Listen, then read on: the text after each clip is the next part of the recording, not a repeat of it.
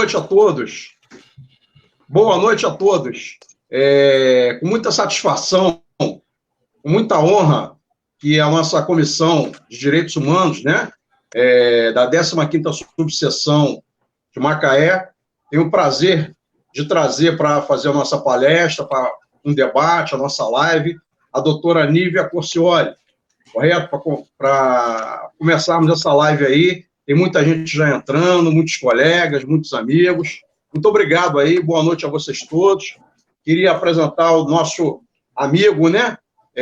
Nosso presidente, doutor Fabiano Pascoal, da subseção de Macaé. É uma honra, doutor, estar tanto com você, com a doutora Nívia aqui também, uma honra muito grande para a gente falar um pouquinho sobre a Lei 10.741, de 2003, do Estatuto do Idoso, né? E, com certeza, aí vai ser muito relevante essa live para todos nós. É uma honra estar aqui ao lado, virtualmente, de pessoas de tamanho estirpe. Meu amigo Dr. Jorge Marcilo, da Comissão de Direitos Humanos, sempre fazendo o melhor aí. Parabéns aí pelo trabalho de toda a equipe da comissão. Também parabéns aí por mais um cargo assumido na nossa subseção aqui de Rio das Ostras, ações institucionais, o que mostra, obviamente, aí a competência do amigo, e agora para gerir duas comissões. E quanto à doutora Nívia, é uma honra dupla, porque eu tava até pensando quando é que um dia a doutora Nívia vai vir a Macaé, porque ela só faz evento de Friburgo. Eu vou reclamar lá com o doutor Alexandre Valença, que ela só quer saber de Friburgo. Aliás, Friburgo é uma cidade muito aprazível, eu conheço ali um pouco da região ali, e fico muito feliz de receber também aqui a doutora Nívia aqui, em nossa subseção, aqui falando aqui para os advogados, distribuídos dos municípios de Macaé, Conceição, Quissamã, Carapicuíba. Doutora Nívia, fique à vontade, a casa é da doutora. Boa noite a todos, é um prazer ter recebido esse convite. Gostaria de agradecer imensamente ao presidente, doutor Fabiano, ao presidente de uma comissão tão nobre que é a Comissão de Direitos Humanos, doutor Jorge Marcílio, a quem eu conheço de longa data, desde os cursos sobre o novo CPC em Araruama, Rio das Ostras, Meier, enfim, nas subseções. Então, é um prazer muito grande estar nessa casa virtualmente hoje e me coloco à disposição para estar falando de outros temas. Para quem não me conhece, eu só gostaria de falar um pouquinho da minha trajetória. Eu sou advogada militante, sou professora de processo civil há mais de 15 anos, inclusive quando do advento do CPC, que agora não é mais novo, mas na época era em 2015, eu ministrei curso em várias subseções para mais de uma centena de advogados. Então, isso fez eu conhecer o doutor Jorge Marcílio, inclusive, e várias pessoas queridas de Rio das Ostras, de Araruama, do Rio, daqui, Cordeiro, Cantagalo, Macuco, enfim, esses lugares todos. Então, isso foi muito gratificante para mim, aprendi muito também com a advocacia. Na área acadêmica, eu tenho 3 especializações, uma delas em processo civil. Coordenei durante muitos anos a pós-graduação em Direito Civil e Processual Civil pela Estácio, Direito do Trabalho, Processo de Trabalho Previdenciário pela Estácio. Coordenei o Núcleo de Práticas Jurídicas por muitos anos também.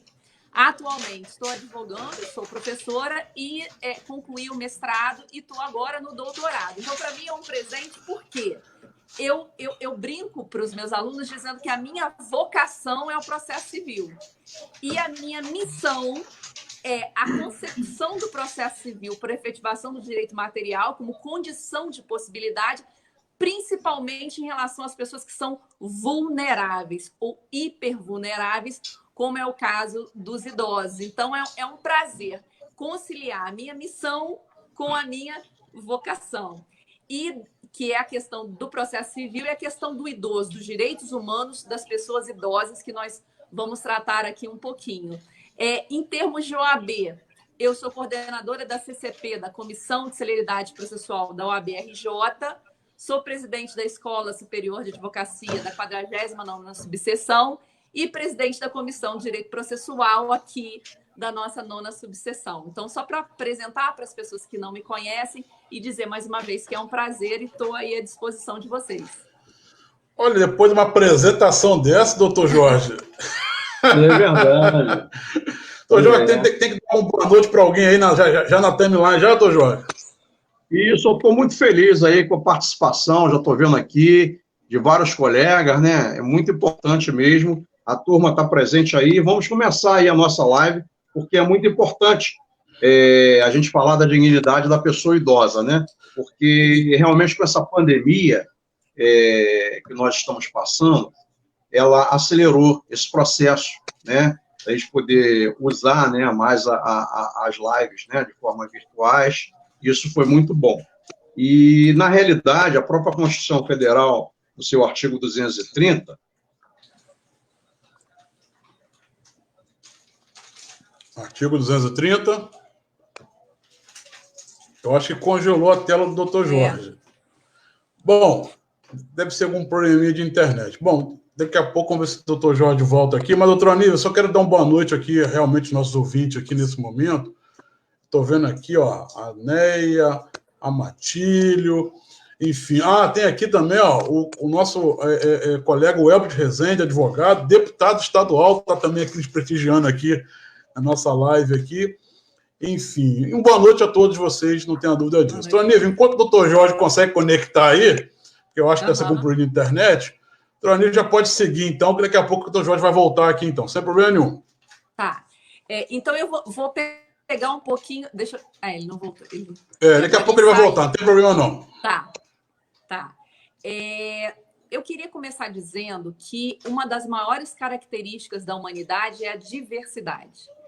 Então, nós temos que respeitar as pessoas, independente da idade, mas nós sabemos que hoje os idosos são um pouco invisibilizados. Os idosos, eles ficam numa condição, e a pandemia trouxe essa trágica aparência de idosos que são abandonados, que não têm tratamento médico adequado. Nós vimos, quando a pandemia se ocidentalizou, nós vimos, então, idosos na região da Lombardia, da Itália, que foram vitimados por essa doença.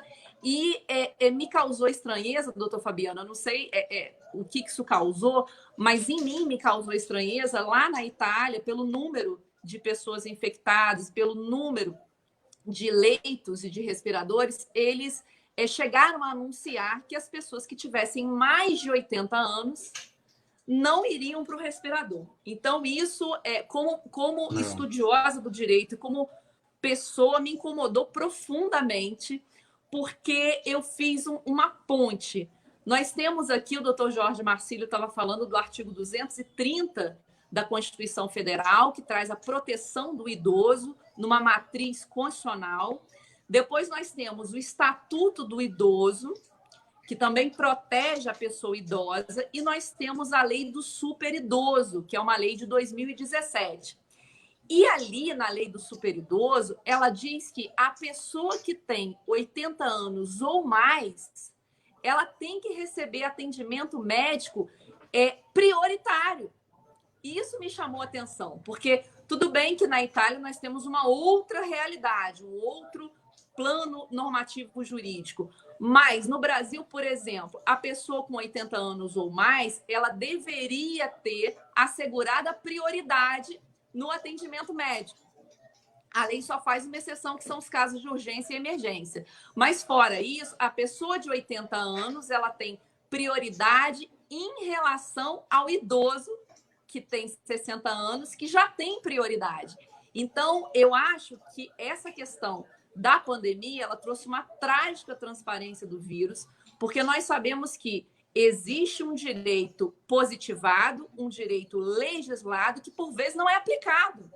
Por vezes o idoso ele não é atendido porque ele é idoso. Então, é um raciocínio utilitarista que não se coaduna no Brasil, por conta dos comandos do 230 da Constituição, do Estatuto do Idoso e da Lei do Superidoso. Só para fazer essa contextualização aqui no Brasil. Eu quis pegar esse exemplo da Itália, porque é onde a pandemia se ocidentalizou, e esse caso foi muito falado na mídia em relação aos idosos que tinham mais de 80 anos e que não iriam para o respirador, pelo número. Não, sem dúvida. Mas nesse caso específico, né, não me lembro agora se foi enfim, eu não lembro agora se foi o governador lá ou o presidente, mas ele pediu desculpa em relação à atitude que ele teve, né, quanto a essa questão, até mesmo em relação às medidas que ele demorou também a tomar, ele se desculpou, independente dos processos que ele pode responder lá, mas se não me falha a memória, não lembro o nome dele agora, mas ele pediu desculpa lá sobre essa questão, mas muito bem pontuado pela doutora, realmente. Porque isso mostra que nós temos, por vezes, um direito que ele está positivado, legislado, normatizado, mas na prática esse direito às vezes não é garantido. Daí a importância da advocacia, tanto da advocacia preventiva quanto da advocacia do dia a dia, para poder estar ajuizando ações e poder estar protegendo essa pessoa que ela já tem uma proteção legal, mas o advogado essencial à administração da justiça, lá pelo 133 da Constituição, ele nessa hora é que ele vai fazer valer os direitos dessas pessoas que ficam sendo invisibilizadas na prática. Então, acho que a pandemia evidenciou muito isso. Nesse aspecto, a gente sabe, né, porque muitas pessoas, na verdade, têm um tratamento muito diferenciado com os idosos, e se esquece que um dia também chegaremos lá. Então, é muito difícil. Mas, processualmente falando, a gente vê a lei da prioridade processual, né, para os idosos, né, e outras coisas mais, mas a gente sabe que só o fato de ter a lei que já mostra que realmente as pessoas não estão respeitando, por isso teve necessidade de ter a lei. Exatamente. Mas eu concordo totalmente com a doutora sobre isso, sem dúvida. Uhum. Mas o senhor puxou essa questão que é a temática da prioridade, isso é bem interessante. Mas antes de entrar na questão da prioridade, eu só queria fazer uma parada necessária, porque eu estou vendo aqui o Fábio, a doutora Neia, de Cachoeiras do Macacu. Deixa eu tentar ler aqui. O Fábio está dizendo que, na prática, o Amatílio são pessoas que estão sempre presentes na live. Mas na questão da prioridade processual, antes de adentrar nessa temática, é importante asseverar que, como nós temos alunos também, quem é considerado idoso no Brasil? Então, pelo Estatuto do Idoso, é a pessoa que tem 60 anos ou mais. Então, pegando essa norma principiológica e estrutural, que tem disposições de direito processual e material, o idoso é a pessoa acima de 60 anos. Agora, para alguns benefícios, como, por exemplo, o BPC, aquele benefício de prestação continuada, conhecido como LOAS por alguns, mas o nome correto é o BPC, é a pessoa acima de 65 anos. Então, o idoso, 60 anos ou mais, e para alguns benefícios pontuais, a pessoa que tem 65 anos. E a novidade que nós temos é essa lei 13.466 de 2017, que consagra o superidoso, o hiperidoso. Ela traz uma prioridade especial para as pessoas que têm 80 anos ou mais. Então, feitos esses esclarecimentos, o idoso, então, 60 anos ou mais, para alguns benefícios, como o BPC, 65 anos, e o superidoso, que tem algumas benesses processuais, é a pessoa com idade igual ou superior a 80 anos. Então, feita essa introdução, é interessante verificar que nós temos a prioridade garantida no Estatuto do Idoso, no artigo 71, nós temos a prioridade do superidoso na Lei 13.466, de 2017, e nós temos o CPC, o nosso Código de Processo Civil, consagrando a prioridade da pessoa idosa e portadora de algumas doenças no artigo 1048. Então, isso é bem importante. Em termos de norma processual, o CPC no 1048, ele traz prioridade para as pessoas idosas. E lá tem um parágrafo dizendo que o superidoso, ou seja, a pessoa que tem 80 anos ou mais, ela tem uma prioridade em cima da prioridade. Então, ela tem prioridade em relação aos demais idosos. Daí a importância do advogado, quando for peticionar, chamar a atenção que naquela demanda existe uma pessoa que ela tem o direito à prioridade, ou fazendo aporte para o Estatuto do Idoso combinado com o 1048 do CPC ou fazendo um aporte para a lei do superidoso, do hiperidoso, junto com o artigo 1048. Porque quando a pessoa tem mais de 80 anos, doutor Fabiano, ela não pode esperar. Nós sabemos que a expectativa de vida tem aumentado, vamos falar disso, tem aumentado e muito mais. Quando a pessoa tem 80 anos, ela já tem aí já viveu a maior parte da trajetória de vida dela. Então, ela não pode esperar.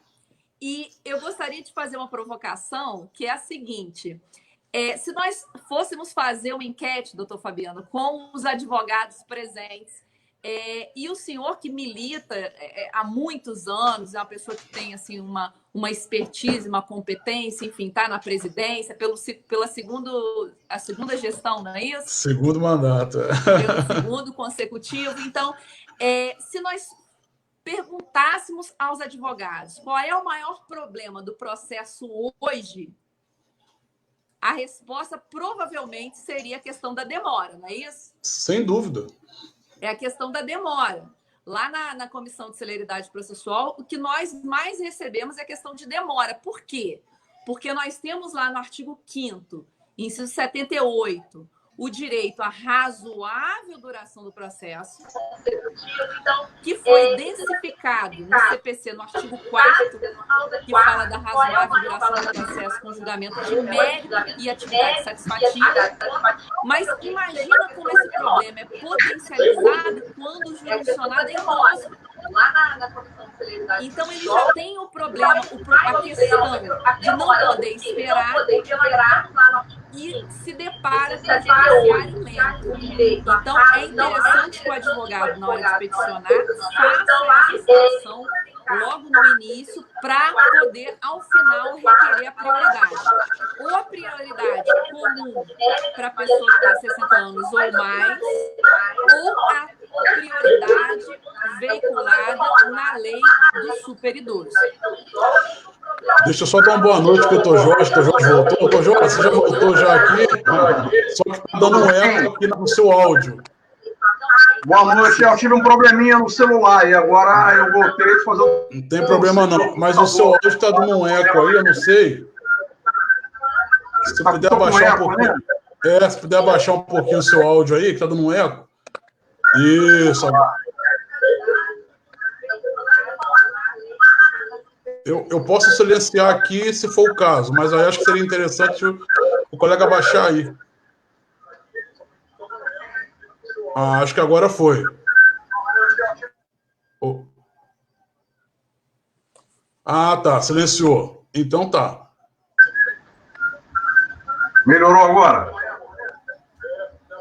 Melhorou, né? Melhorou. Okay. Então tá bom. O doutor Jorge voltou, a doutora Aníbal, ela já estava fazendo a introdução, ela vai seguir então aqui. Doutora Aníbal, fica à vontade.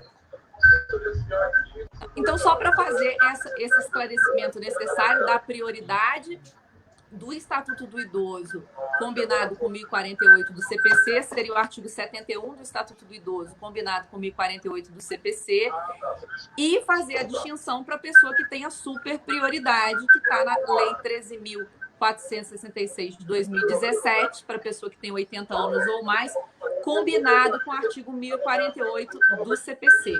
Então, essa é uma técnica que o advogado deve utilizar na petição, e lembrando que, nas petições em geral, lembrando que o 1048, no parágrafo 5º, ele diz que a prioridade independe de deferimento do juiz. Ou seja, a pessoa, o advogado requer, junta, anexa a prova para comprovar que aquela pessoa faz jus à prioridade, para comprovar a idade, e a prioridade tem que ser imediata, independente de haver, porque nós sabemos que na prática o processo às vezes demora para ir concluído, demora para que o juiz profira uma decisão.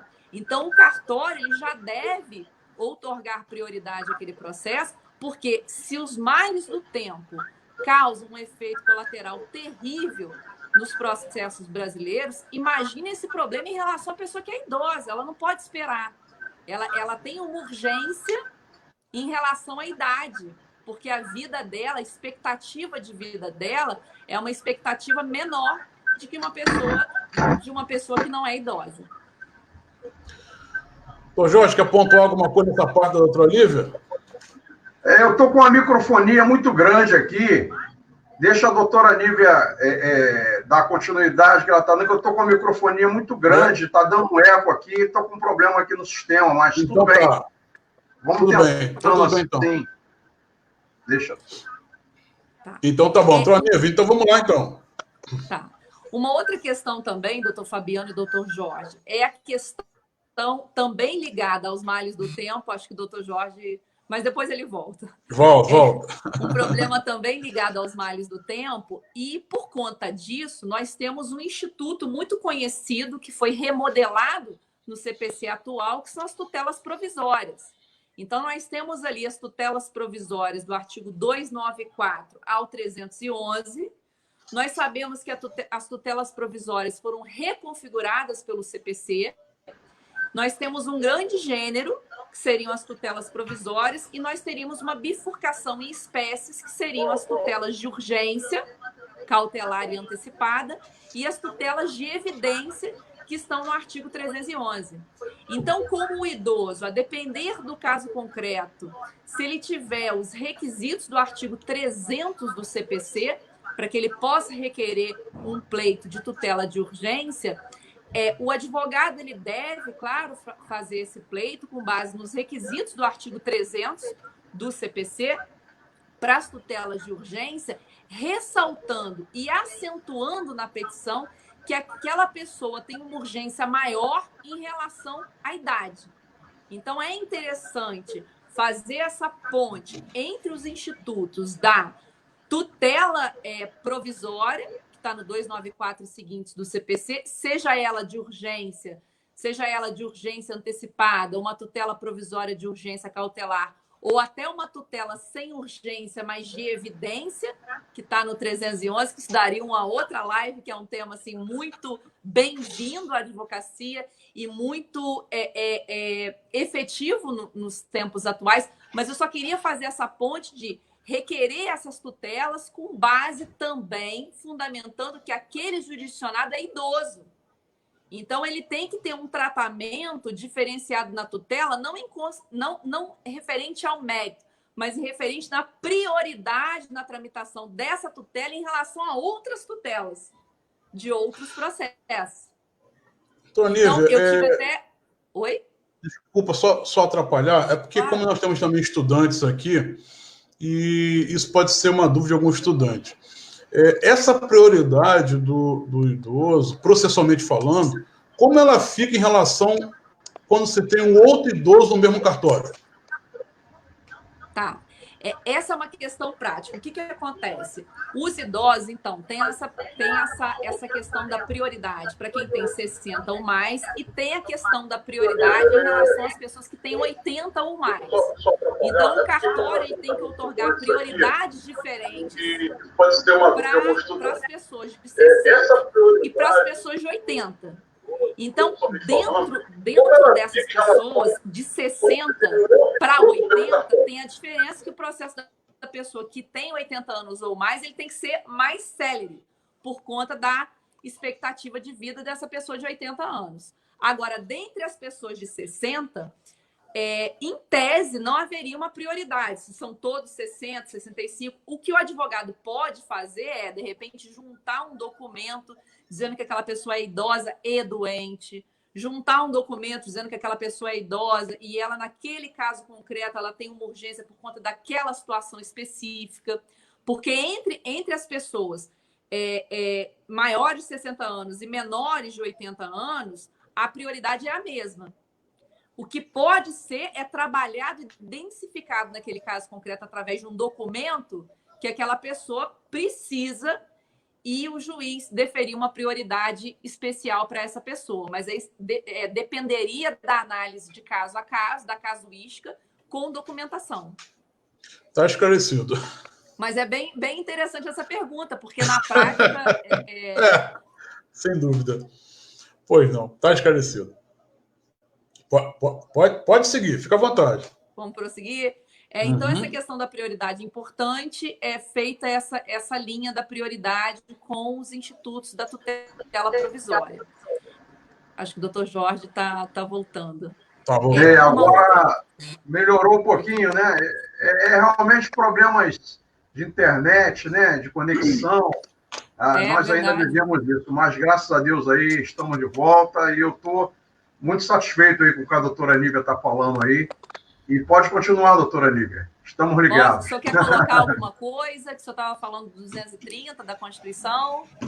Isso, não, porque hoje eu fiquei até sabendo que os pontos turísticos do Rio vão ser reabertos. Isso para os idosos é ótimo, porque a depressão hoje, né, que os idosos vêm passando com essa pandemia é muito grande. Até para fazer uma compra no supermercado, né, para poder ir numa farmácia, fica dependendo de pedir a outras pessoas esse favor. Então, quer dizer, o idoso, na realidade hoje, eu acho que é o que mais sofre.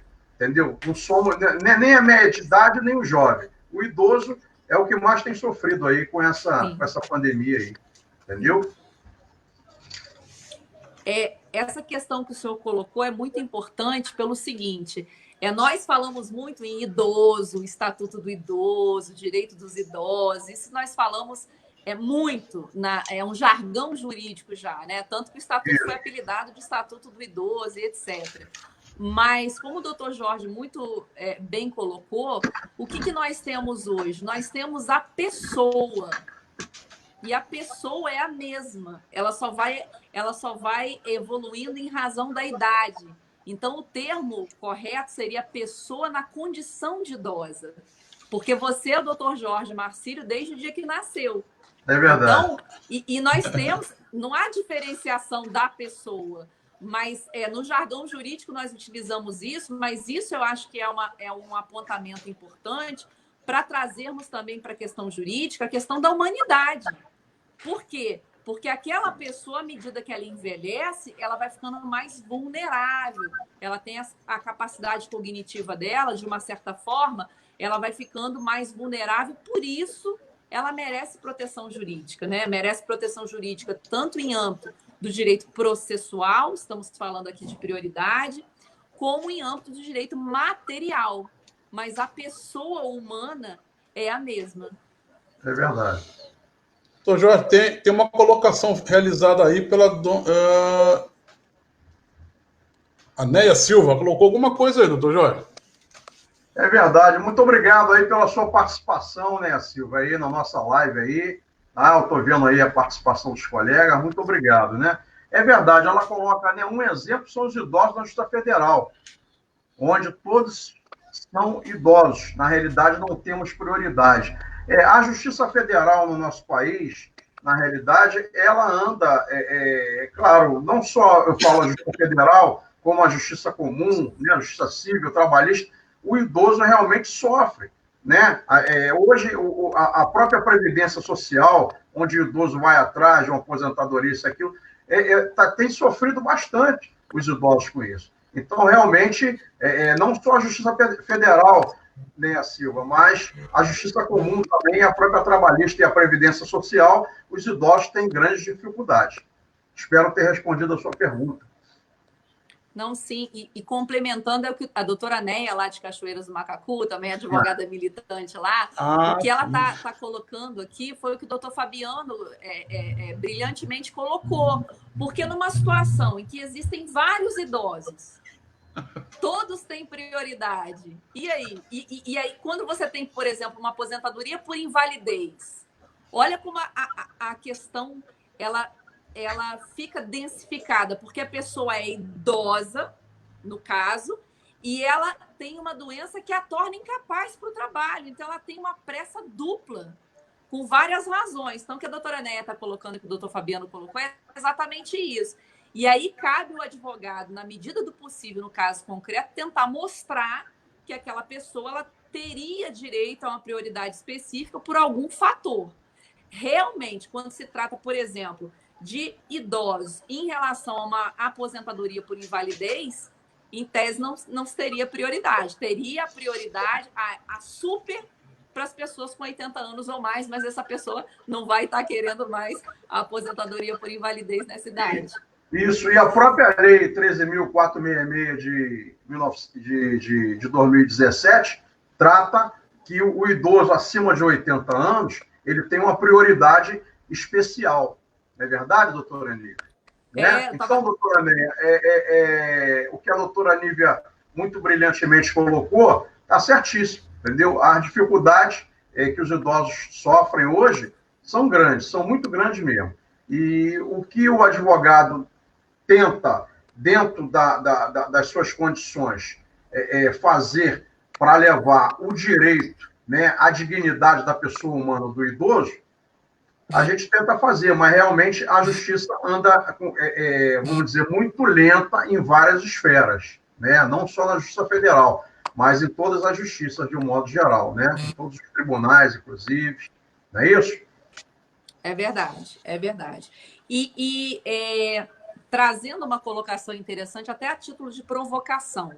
O 1048 do CPC, ele fala que a pessoa idosa ela tem prioridade na tramitação do processo. E esses dias, eu atuando num caso concreto, fui pesquisar uma jurisprudência e encontrei um julgado do STJ, do Superior Tribunal de Justiça, em que olha a situação inversa. Porque quando o idoso é autor, tudo bem, a prioridade é para favorecer o idoso. Só que nesse caso concreto, era uma empresa, eram 2 idosos como réus, figuravam no polo passivo. Esses idosos, eles deviam àquela empresa e a empresa pediu prioridade para que o processo andasse mais rápido. Com medo de não receber. A empresa requereu a prioridade processual para que o processo tramitasse mais rápido, porque tinha idoso no processo. E a prova do idoso estava pelos documentos de identidade dos 2 idosos. Só que os idosos eram devedores, os idosos eram réus. Então, para os idosos, não interessou pedir a prioridade. Então, eles não requereram. E a prioridade na tramitação requerida pela empresa, achei muito interessante, requerida pela empresa foi indeferida, e isso chegou ao STJ, ao Superior Tribunal de Justiça. Eu tenho até aqui o número do julgado, 1.801.884 de São Paulo. O relator é o ministro Ricardo Vilas Boas, chegou no STJ e a ministra Nancy Andrighi divergiu do voto, dizendo que deveria ter prioridade aquele processo, porque o CPC, eu achei muito interessante, o CPC no 1048, ele não diz se o idoso está no polo ativo ou no polo passivo. Ele diz que no processo em que o idoso figure como parte, haverá prioridade. Então, ele não coloca se o idoso teria que estar numa posição processual de autor ou de réu. Claro que por uma interpretação teleológica, sistemática, esse benefício é para poder proteger o idoso. Então, o que se vê na prática é o idoso requerendo quando ele é autor da ação. Mas a empresa requereu, com base no 1048, foi indeferido por outros critérios, mas isso não é um recurso repetitivo, não é tese de recurso repetitivo. Então, isso pode ser usado na prática. E aí o juiz vai, no caso concreto, verificar se vai deferir ou não. No meu entendimento, a prioridade no processo é para beneficiar o idoso. Então, numa interpretação sistemática, é o idoso no polo ativo. Só que eu achei interessante e inteligente a tese do advogado que fez esse requerimento. E o problema a divergência foi tão grande que teve que chegar ao STJ, na terceira turma do STJ, e o voto da ministra Nancy Andrighi é muito duro, porque ela diz que se a lei não faz distinção se o idoso tem que estar no polo ativo ou no polo passivo, o intérprete não pode fazer. Então, ela votou, ela divergiu do relator, dizendo que deveria, sim, aquele processo correr de uma forma mais célere por conta da prioridade. Só que foi um caso julgado pela terceira turma, achei muito interessante, mas não é jurisprudência vinculante, porque ele não faz parte do rol dos recursos repetitivos, do recurso especial repetitivo. Mas eu achei muito rica essa questão e a tese que o advogado construiu. Não, eu, particularmente, também vou concordar que a tese foi bastante interessante, até porque o que faz a jurisprudência é uma ótima petição inicial. Me lembra até aquele exemplo agora aqui do deferimento da gratuita justiça, né, pela Lei 1060, que muita gente entendia que aquele deferimento era só para pessoa física ou natural. Até que alguém depois fez uma reflexão, né, que aquele deferimento ali, tanto faz pessoa física ou jurídica, basta fazer a comprovação. Mas isso também chegou no STJ, de pessoas entendendo que não, e realmente fazendo uma construção, no que diz respeito agora aqui ao exemplo da doutora, me parece que o espírito da lei, não sei o que pensa o colega Jorge Marcelo, no que diz respeito ao autor, no caso, não o réu pedindo, né, essa prioridade. Seria uma prioridade inversa, pelo que eu entendi, né? Exatamente, inversa. Exatamente. E o que a doutora Lívia colocou é perfeito. Nós, advogados, somos formadores, né, de jurisprudência, de tese, e foi até um caso, uma exceção. E não é normal isso de acontecer, né, no judiciário, mas sendo acolhido, né, e na realidade os advogados estão aí para formar teses e jurisprudência, porque a justiça, conforme a Constituição Federal mesmo fala no seu artigo 133, sem advogado, né, nós somos essenciais à justiça, né, não existe a justiça em si, né, e o que está faltando hoje na justiça é a celeridade processual. Hoje, o grande problema que nós temos na nossa justiça brasileira é a celeridade processual. E talvez, né, com essas novas audiências que estão sendo, que passam a ser feitas de formas virtuais, dê mais assim, andamento aos processos eletrônicos de uma forma mais célere, né? Então, tudo isso aí, nada é por um acaso. Então, essa pandemia, às vezes, veio para acelerar, né? Acelerar esse nosso processo aí eletrônico, que, sem dúvida nenhuma, facilitou muito a vida dos advogados. Às vezes você tinha uma audiência em outro estado, aí hoje você tem uma economia processual muito grande, economia inclusive financeira também, não precisa mais pegar avião e ficar hospedado num hotel para fazer audiência. Do seu próprio escritório, você faz essa audiência através de um link que o magistrado manda para o advogado. Então, a tendência, na realidade, é a nossa justiça andar, assim, mais rápido, acredito eu, né? O que vocês acham em relação a isso aí? Deixa eu só fazer uma colocação. Nesse caso do STJ que eu citei, não foi deferida a prioridade inversa. Foi deferida, não foi né? Deferida. Só para quem votou nesse sentido foi a ministra Nancy Andrighi, com vários argumentos. Mas não foi deferida, então o processo não tramitou de forma prioritária. Só para fazer o fechamento do raciocínio, eu só achei um caso rico no sentido de trazer a questão da tese construída pelo advogado, embora eu não concorde com ela, mas eu achei processualmente interessante, porque se tem até a discussão que se o juiz pode deferir de ofício, ele poderia deferir, sim, porque o código não coloca no polo ativo ou no polo passivo, mas como o doutor Fabiano bem colocou, pela mens legis, pelo espírito da lei, a questão é de proteger o idoso e não de prejudicá-lo, tá? Só é verdade, principalmente a dignidade da pessoa humana, né? Com certeza, e da pessoa humana que está numa fase de vida aí que ela precisa de reconhecimento da tutela jurisdicional.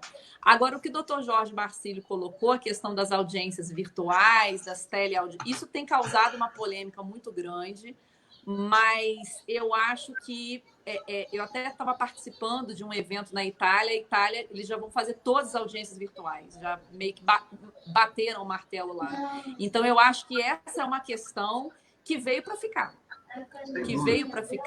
Eu sei que nós vivemos num país de dimensões continentais, tem pessoas que têm condições de ter um computador, um celular, uma ótima conexão, aplicativos, tem outras pessoas que não têm, mas ao que me parece, nós temos que dar atenção a essas pessoas, inclusive as OABs têm um escritório compartilhado para que esses advogados e advogadas possam fazer uso daquele local que ficou um pouquinho mitigado por conta do isolamento social. Então, nós temos que tratar no Brasil isso de uma forma diferente, né? Não estamos na Europa, estamos no Brasil, conexão cai, já participei de audiência, com a conexão caiu na audiência, enfim.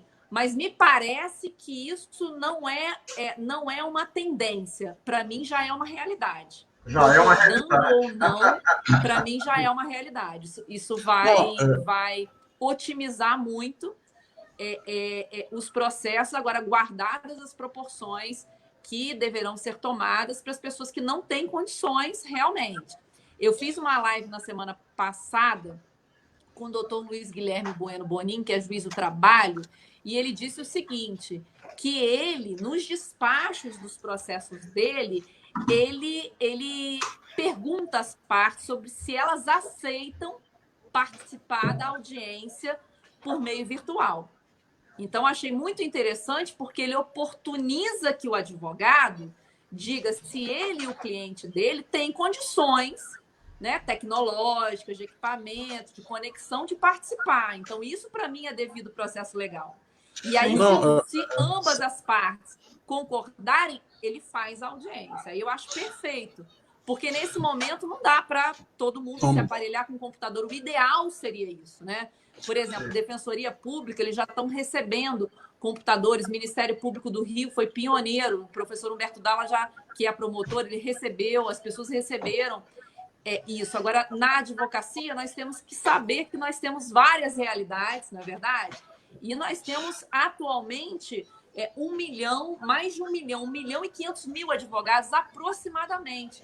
E sem falar também no cliente, no jurisdicionado, né? Se ele tem aquele acesso à tecnologia toda. Então, essas ponderações são importantes. Eu acho que o juiz ele tem que ser humanístico e garantir a isonomia no processo. E me parece que isso que o doutor Luiz Guilherme Bueno Bonin colocou é essencial. Ele tem que indagar as partes se elas concordam.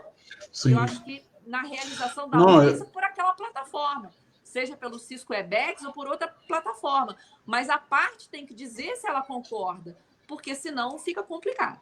Sem dúvida, eu concordo também com a doutora Nívia. Aliás, aqui em Macaé mesmo, o doutor Jorge sabe disso, nós fizemos reuniões aqui com todos os juízes do trabalho, e aqui pega Macaé, Conceição, Quissamã, Carapebus, Rio das Ostras, Casimiro, e ficou pactuado, independentemente da resolução do CNJ, que seria no mesmo sentido de perguntar realmente a parte se tem condição de fazer, porque temos realidade diferente. Às vezes na casa, né, a pessoa não tem internet, ou às vezes tem, mas não é a mesma conexão do escritório, e essas coisas como um todo. Mas eu concordo com a doutora Nívia também, até pontuando o colega Jorge, que a pandemia ela trouxe várias consequências. Consequências ruins, que na minha opinião são as mortes. 60 mil pessoas já até o momento aí, né, faleceram no Brasil, e isso não tem preço. Tá? E, aliás, eu quero aqui endossar o meu luto com essas famílias que perderam os entes queridos nesse sentido, mas também adiantou algumas coisas. E falando especificamente sobre o judiciário, eu penso que a audiência virtual ela antecipou 10 anos em relação a essas audiências. Então, nós sabemos que as audiências pelo CNJ são temporárias, mas me parece também que elas vão ficar sim. Aliás, o próprio juizado, falamos aqui com o doutor Roberto na live com o colega Jorge Massulo, o juizado tem uma lei diferente. Lá, a audiência na conciliação já é definitiva, não é igual aos demais que realmente está com a resolução do CNJ. Mas, como a doutora Nívia falou, guardadas as proporções, que o Brasil é muito grande, 1,5 milhão de advogados, temos realidade diferente, obviamente, em relação até no meio da classe da advocacia, eu penso que veio para ficar assim, mas que deve ser gradual, até mesmo igual o próprio processo eletrônico, é uma lei de 2006, eu tenho advogado até hoje que não está adaptado ao processo eletrônico, estou falando aqui de 14 anos, mas a audiência virtual, como bem colocou o colega Jorge, ela trouxe muitos benefícios. Imagine fazer agora uma carta precatória da minha casa, do meu escritório, sem ir a São Paulo, qualquer outro lugar. Imagine uma carta rogatória, que, vamos ser sinceros, era quase que impossível, e agora, sendo virtual, que a pessoa com o celular conecta. Mas, enfim, é óbvio que isso é um tema bastante delicado, porque a gente sabe das diferenças no que diz respeito aos grandes escritórios, aos médios, enfim. Tem celulares, por exemplo, que não conectam aí o link, a gente sabe muito bem disso. Então, eu penso também igual a colega Nívia em relação a essa questão, veio para ficar assim, mas que deve ser introduzida de forma gradual no nosso judiciário, diferentemente do que já acontece lá em outros países, a audiência virtual, porque, na minha opinião, é uma ferramenta essencial a audiência sendo virtual, como eu disse, guardadas as exceções. Estamos aí recentemente a decisão do CNJ que diz que o júri não pode ser virtual. E já queriam colocar também júri virtual. Ali, realmente, eu acho que foi um pouco a barra. Isso aí eu não realmente... acreditei. Eu falei, eu vou checar para ver se não é uma fake news. Não é possível. Não, mas não é, não. Não é. Se manifestou em sentido justamente. contrário. Acho que a audiência de família também. Limite, né? Tudo tem a audiência de família também. Eu acho que talvez... Exatamente. Mas desculpe ter fugido um pouco do tema, mas eu tinha que também pontuar essa questão. Não, eu concordo com o doutor Fabiano também, quando nós falamos em relação a essa pandemia, ao luto, né, aos lutos dos parentes, dos familiares, porque realmente já temos mais de 60 mil pessoas, né, mortas por causa dessa pandemia e, vamos dizer, é um vírus maldito, que ainda não tem a previsão da vacina. Uns falam que a vacina pode sair ainda esse ano, outros países dizem que não, e já estão dizendo aí numa segunda onda. Quer dizer, realmente a situação é muito difícil. E os idosos ficam em pânico, né? Porque os idosos falam, poxa, quando que eu vou voltar a ter minha vida normal? Né? A gente voltando ao tema aqui, quando que eu vou ter uma perspectiva de ter uma vida normal, de poder ir a um cinema, de poder ir a um teatro, né? Isso tudo aí abala psicologicamente os idosos, não é isso? Então, a gente, na realidade, tem que pedir a Deus, realmente, que essa pandemia passe logo, e eu acredito que só mesmo quando sair a vacina que a gente vai voltar a ter audiências normais. Agora, quanto ao que o doutor Fabiano falou também, o tribunal do júri, viu, doutora Nívia, é uma situação muito difícil, porque, imagina, a pessoa vai ficar dependendo, vai ter a audiência, não vai ter, e a pessoa está querendo ir para a rua porque está presa, quer dizer, é uma situação também muito difícil, né, que o judiciário se encontra. Nem o judiciário, na realidade, sabe qual o passo correto para dar, entendeu? Porque, além disso tudo, o próprio escritório de advocacia, mais do que nunca pelo nosso Estatuto de Advocacia, é um pedacinho da justiça. Então, essas audiências virtuais que nós estamos falando, são audiências que o próprio escritório, se tiver uma infraestrutura boa, que não é o caso de todos os advogados, você vai poder fazer, na realidade, receber o seu cliente no escritório e fazer, né, essa audiência de dentro do seu escritório. Quer dizer, vai facilitar muito a vida de todos. Com certeza. E a produtividade parece que aumentou. Os juízes que eu tenho conversado e alguns processos que eu tenho atuado, eu vejo que eles estão andando, tramitando, né? A palavra correta, estão tramitando de uma forma mais célere em relação a isso. E uma coisa que o doutor Fabiano colocou que é interessante também, essa questão de você diminuir distâncias. Por exemplo, se eu sou lá de Bom Jesus do Tabapuana, nasci de Bom Jesus para o Rio de Janeiro, são mais ou menos 7, 8 horas de viagem. Então, o advogado que mora lá e tem que fazer uma sustentação oral no tribunal, no TJRJ, por exemplo, ele gasta praticamente 8 horas, e tem o pernoite, se for o caso, a alimentação. Então, isso encurtou a distância. Você pode fazer uma sustentação oral da sua casa. Às vezes, o cliente vai ter aquele gasto a menos, o advogado vai ter uma comodidade de poder estar atendendo aquele cliente de uma forma mais ampla. Então, o judiciário evoluiu muito e o judiciário brasileiro investiu anos no processo eletrônico e agora que nós estamos colhendo os frutos. Agora, nesse período de pandemia. Foram anos de investimento. E eu lembro que na época que o processo se tornou eletrônico, muitos advogados não gostaram, muitos juízes também não gostaram, enfim. Tinha pessoas que gostavam e que desaprovavam. E graças a Deus que o processo eletrônico veio. Então, eu acho que agora o processo eletrônico tem que mostrar a sua efetividade para a advocacia e para o jurisdicionado em termos de tempo. Então, se não tem, nesse momento, não está tendo deslocamento, então vamos acelerar a produção nos processos. E eu acho que é crucial o papel do advogado nessa questão, e aí fazendo uma ponte com a nossa temática, colocando e requerendo a prioridade, seja pelo idoso, seja pelo superidoso, ou um mecanismo que tenta encurtar a vida do processo, que seria a tutela de evidência, que isso já dá é uma outra temática, está no 311 do CPC, trabalhando com os precedentes judiciais que podem ser bem favoráveis à advocacia, a depender do lado que se advoga, e a própria tutela de urgência. Então, acho que esses mecanismos são mecanismos importantes, que são aliados à advocacia para poder requerer a celeridade com qualidade, que eu sempre digo, né? Tem que ter uma celeridade com qualidade, porque às vezes os juízes proferem sentenças que são copia e cola e que a gente tem que ficar embargando de declaração o tempo todo. Tem que ficar ali ligado na sentença, embargo de declaração nós sabemos que o prazo é pequeno, são só 5 dias, e a gente tem que ficar tendo que embargar, porque copia e cola não acontece sempre, mas isso é uma prática que tem ocorrido. Então, eu acho que esses mecanismos aliados à prioridade da pessoa idosa, se bem utilizados pelo advogado, eles tendem a trazer um efeito positivo no processo de tentar abreviar o tempo daquele processo. Beleza, maravilha. Sem dúvida, não tem como não concordar com essa temática, porque realmente, enfim, a gente sabe que essas coisas têm acontecido. E o interessante desse copia e cola é que também quando faz embargo, doutor Aníbal, também tem um copia e cola na decisão dos embargos, né? Que é aquela famosa decisão que não é matéria de embargo. O que o embargante quer é mudar por via transversa.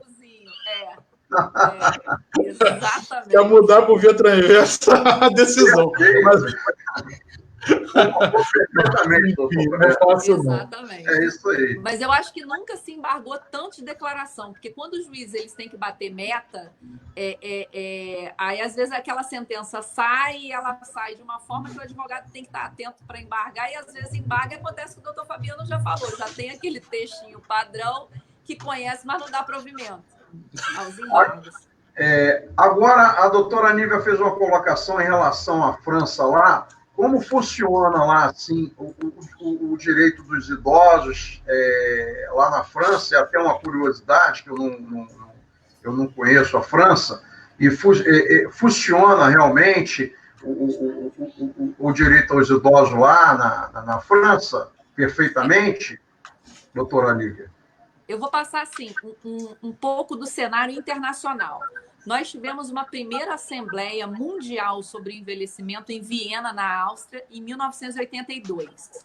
Dali para frente, começaram outras assembleias sobre envelhecimento, porque se percebeu que o idoso ele precisa de uma proteção diferenciada, porque ele é vulnerável. E nós temos a Convenção Interamericana de Direitos Humanos, que é inédita no mundo. É a primeira convenção a tutelar os direitos dos idosos no âmbito aqui da América. Essa convenção ela foi assinada pelo Brasil, mas o Brasil ainda não depositou e não ratificou a convenção. Então, é uma convenção, é a primeira convenção no mundo que trata sobre os direitos humanos das pessoas idosas, mas essa convenção está a depender que o Brasil a ratifique e a deposite para poder fazer efeito para o Brasil. Então, tem uma série de questões nesse sentido, de forças tentando que o Brasil ratifique essa convenção. Então, no cenário internacional, nós temos várias assembleias sobre o envelhecimento, nós temos essa convenção que ainda não tem força para o Brasil, porque ele ainda não ratificou e não depositou essa convenção, mas a comunidade internacional como um todo já sabe que o idoso ele tem que ter um tratamento, uma tutela de proteção diferenciada. Agora, por exemplo, tem um documentário no Netflix que é muito interessante, que chama Eu, Daniel Blake. É o documentário de uma pessoa que ele tenta receber um benefício, tenta receber o auxílio-doença lá, ele não consegue receber e mostra como é o sistema inglês, que é um sistema pior que o nosso. Então, não estou te respondendo da França, mas vou te responder. Esse filme é obrigatório, ele é emocionante, porque é uma pessoa que sempre trabalhou a vida toda, tem um problema de infarto e o médico diz que ela não pode voltar ao trabalho. Só que ela não consegue receber o auxílio-doença lá e ela tem que voltar a trabalhar, só que ela não pode voltar a trabalhar, porque ela pode infartar. Então, mostra como que o sistema de lá, em relação a benefício previdenciário, em relação ao auxílio-doença, em relação a essas questões, é muito mais duro que o nosso. Então, acho legal trazer esse exemplo, porque às vezes a gente critica muito o Brasil, mas o Brasil, em termos de legislação previdenciária, é melhor do que muitos países lá fora. Está mais avançado, né, doutora Nívia? Oi? Está mais avançado o Brasil, por incrível que pareça. O Brasil, né? ele tem essa questão da proteção. Tanto que aqui nós temos Estatuto do Idoso, Lei do Superidoso, está lá no 230 da Constituição. Então, há uma preocupação, sim. Eu acho que o desafio no Brasil é a tutela na prática, como a doutora Néia colocou aí. Como que, na prática, isso vai ser efetivado? E aí eu pego um pedaço da fala aí brilhante do doutor Jorge Marcílio, do artigo 133 da Constituição. Advogado, indispensável à administração da justiça, tutelando e pleiteando os direitos desse idoso para que a tutela possa ser diferenciada para ele, porque ele não tem tempo. Isso. Muito obrigado, doutora Nívia. Eu queria também agradecer agora, né, a presença aqui na nossa live da doutora Michele Mansur. Olha, doutora Michele. Isso, um grande abraço aí para a doutora Michele Mansur, tá? Que, na realidade, fez um excelente trabalho junto à gestão aí da nossa OAB de Rio das Ostras.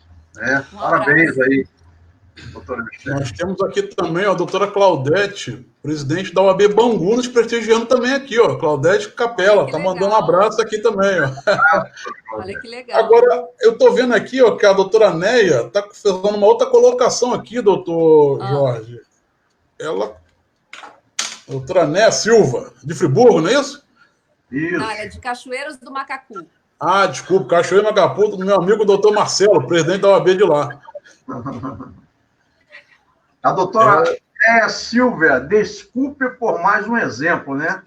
Ela fala aqui, segunda-feira fiz uma audiência por videoconferência, onde o cliente foi ao escritório, pois ele não tinha nenhum computador em casa. Doutora Néia, foi o que eu coloquei há poucos minutos atrás. Realmente, mais do que nunca, o escritório de advocacia, ele é um pedacinho da justiça, né? Um pedacinho do fórum, uma extensão do fórum. Então, hoje, a própria OAB tem facilitado a compra de computadores modernos, né, para os advogados, porque o advogado hoje ele tem que ter, sim, um bom computador no seu escritório, ou dois, o que for, e, se possível, fazer até um curso de informática, porque a informática hoje é fundamental na vida do advogado, porque senão o advogado vai ficar direto aí na mão dos mais jovens, estagiários e tal. E o pessoal, vamos dizer assim, que são mais idosos, advogados mais idosos, né? Tem essa tem questão realmente também. muitas dificuldades em relação à tecnologia, né? E fora a nossa internet no nosso país também ainda está muito aquém, precisa muito melhorar. Eu tive vendo uma reportagem sobre a Coreia, a Coreia do Sul, e falou justamente que a internet dele lá, em relação à nossa, tá tipo assim, nós estamos andando de Fusca, e eles estão andando de avião. A nossa internet realmente precisa melhorar muito, não é verdade? Com certeza. Mas esse exemplo que a doutora Néia trouxe mostra como algumas pessoas não têm condição, ou às vezes a pessoa tem condição, mas ela está no isolamento social em casa e ela não tem uma tranquilidade de trabalho. Não sei se algumas pessoas já passaram por isso. Às vezes você está ali, você precisa se concentrar, e aí tem filho, enfim. E isso impede um pouco a concentração para quem não tem, né, como ir no escritório, ou não estava na época ainda utilizando o escritório compartilhado da OAB por conta do isolamento social. Então, isso mostra como a advocacia está se transformando. O doutor Jorge Marcílio colocou essa questão da expertise na informática, né? E é verdade, é uma qualificação necessária. A OAB Rio tem a questão da inclusão digital muito forte nesse sentido. E eu acredito o seguinte, eu vou dar um exemplo, por exemplo, o médico. O estetoscópio é como se fosse o instrumento de trabalho do médico. O do advogado vai ser o computador, o celular e as plataformas e a conexão. É um instrumento de trabalho, não tem como. O cliente, ele pode não, por uma condição, não ter, mas o advogado, se ele quiser sobreviver nesse tempo, ele precisa disso. Ou no escritório compartilhado da OAB, ou ele ter isso, mas isso é indispensável, eu entendo hoje, para que o advogado possa atuar. Aí você pode falar, poxa, doutora Nívia, mas ele vai aguardar uma audiência presencial, mas o processo vai demorar. Então, para trazer a celeridade que tanto se busca, seja para o idoso, que é a nossa temática de hoje, ou no outro caso, uma pessoa doente, ou uma pessoa normal que precise de uma urgência, de uma tutela de urgência, o advogado, assim, ele vai se diferenciar no mercado. E é uma qualificação necessária, essa qualificação do entendimento do TI, da tecnologia, porque esse não é o futuro, esse já é o nosso presente. Verdade. Sem dúvida. Sem dúvida, sem dúvida.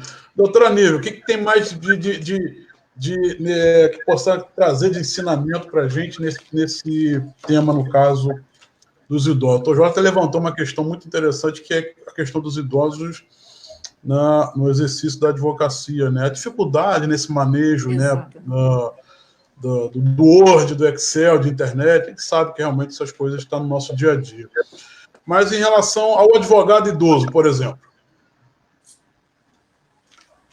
O advogado idoso, muitas pessoas se aposentaram com o advento do processo eletrônico.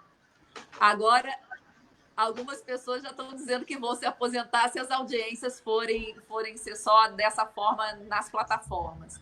Eu acredito que essas audiências já são uma realidade, vão ficar, e em alguns casos vai se possibilitar a audiência presencial no Brasil. Acho que o Brasil vai trabalhar híbrido, com forma presencial e com forma de audiência dessa forma aqui que nós estamos fazendo, claro que na plataforma própria. Agora, o advogado que é idoso, nós sabemos que a pessoa idosa ela tem menos expertise com a internet. Uma criança, às vezes, mexe melhor que a gente. Né? Então, eu acho que essa pessoa ela tem que tentar se qualificar, verificando a inclusão digital, ou tendo um ótimo estagiário, como o doutor Marcílio falou, uma pessoa que possa auxiliá-la nessa questão. Porque depois que a pessoa idosa, ela pode demorar mais a pegar, mas depois que ela pega ali, eu acho que fica mais fácil. Eu tenho até um exemplo, eu tenho uma pessoa que eu admiro muito, que é um filósofo francês, ele tem 98 anos. Quando eu vi que ele iria participar de um webinar internacional, eu não acreditei. E pasmem, ele tem 98 anos, Edgar Morin. Ele entrou, participou do webinar inteiro com essa idade. Aí várias pessoas fazendo... É um dos maiores filósofos ainda vivos. E várias pessoas fazendo pergunta, ele respondendo. Aí no final ele falou assim, agora eu preciso descansar. Eu não consigo mais...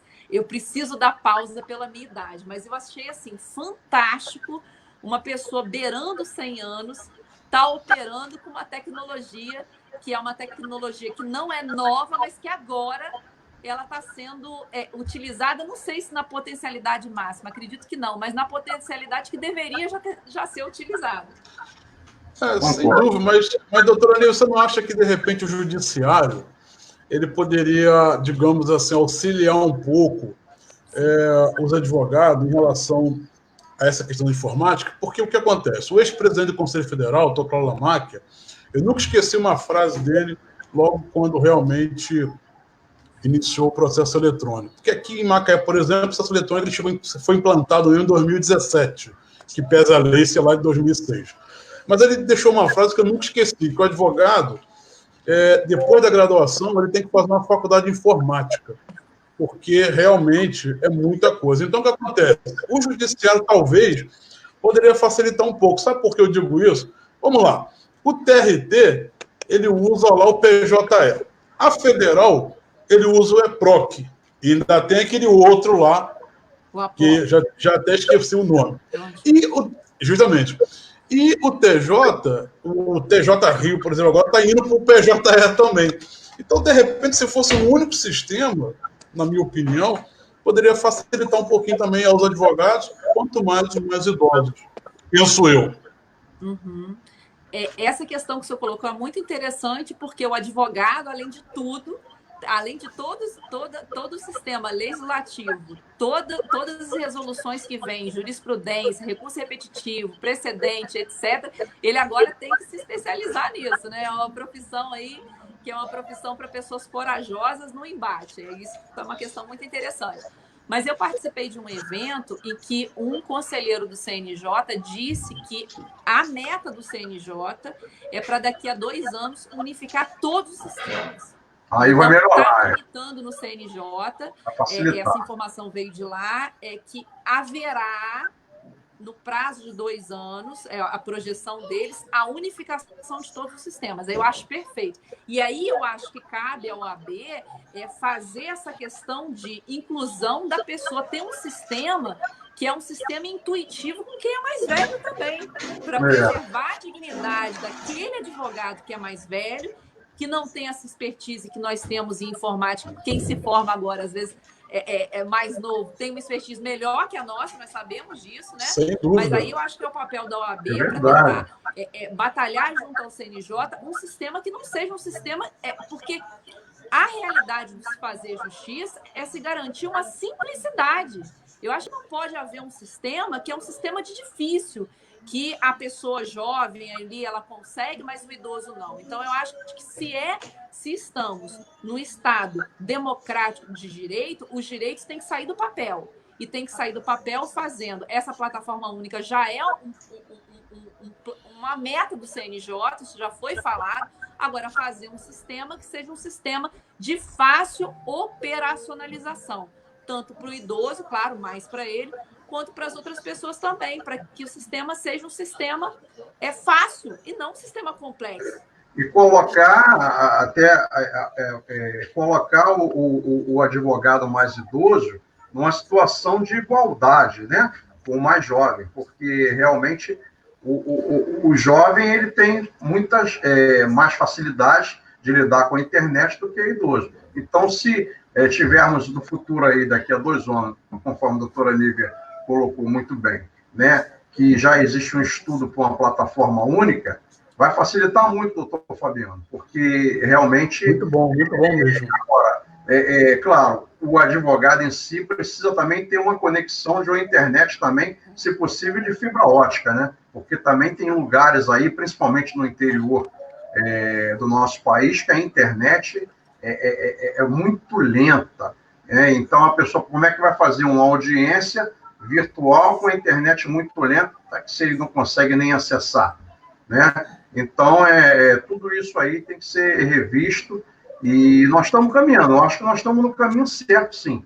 Tanto o judiciário como o nosso país, de um modo geral, deve melhorar, sim, cada dia mais em relação à tecnologia. Estamos atrasados, né? Com certeza, em relação a muitos países aí, principalmente da Europa e Estados Unidos, mas a tendência é a gente melhorar, sim, essa parte aí do princípio da celeridade processual. Doutora Nívia, como é que está essa pauta boa aí? É porque eu estou vendo o horário aqui. Porque eu tenho um compromisso. 8h18. É verdade, é verdade. Essa conversa é tão boa que a gente realmente vai passando. Vamos, então, às alegações finais, né? Vamos, então, aí, né? As alegações finais, as razões finais. Então, doutora Nívia, o que você teria, assim, de mais importante que você acha que possa passar, que eu acredito que tenha muitos idosos que estão assistindo, né? Essa nossa live aí, que você pode aí passar para a gente, doutor Fabiano também, para a gente, então, porque a doutora Nívia, o horário ruge, e a doutora Nívia está com compromisso também, né? Então, vamos lá, o que nós podemos falar? O que eu queria deixar em termos de reflexão é a ética do cuidado que se deve ter com as pessoas que são mais vulneráveis. Então, o doutor Fabiano bem colocou que todos nós vamos envelhecer. Todos nós já estamos envelhecendo. É verdade. Cada dia que passa, nós vamos ficando mais velhos. E o grande desafio hoje é trazer mais humanidade para o direito. É enxergar que O compromisso com o idoso é um compromisso intergeracional. Porque se tudo der certo, nós vamos envelhecer, não é isso? Se tudo der certo, nós vamos chegar lá. Então, ter o cuidado para com a pessoa que ela é mais vulnerável, que ela é hipervulnerável, seja nos contratos de consumo, que os idosos são vitimados com empréstimos consignados fraudados, ou sofrem assédios em bancos e são atribuídos empréstimos que, por vezes, eles não pedem. O mercado de consumo já detectou que o idoso é um mercado ótimo para alguns produtos, plano de saúde, por exemplo, empréstimos. Então, acho que nós temos que resgatar a ética do cuidado e entender que o artigo 8º do Estatuto do Idoso diz que o processo de envelhecimento é um direito personalíssimo. E termos o cuidado para com a pessoa idosa, porque nós também, o compromisso intergeracional, porque o ciclo da vida é o envelhecer. Então, não descartar as pessoas pela idade e que nós possamos resgatar a humanidade nesse sentido. E, em termos processuais, é sempre lembrar que a proteção do idoso é de matriz constitucional, 230 da Constituição. Então, nós temos qual é a base do arcabouço jurídico brasileiro de proteção à pessoa idosa. Constituição do 230, nós temos a lei, o Estatuto do Idoso, e nós temos a lei de 2017 do superidoso. Então, esse é o arcabouço legislativo de proteção ao idoso. Claro que esse projeto é feito para outros campos do direito e para outras leis, como, por exemplo, o Código de Defesa do Consumidor, que fala da vulnerabilidade, e aí se fala na doutrina da hipervulnerabilidade do idoso.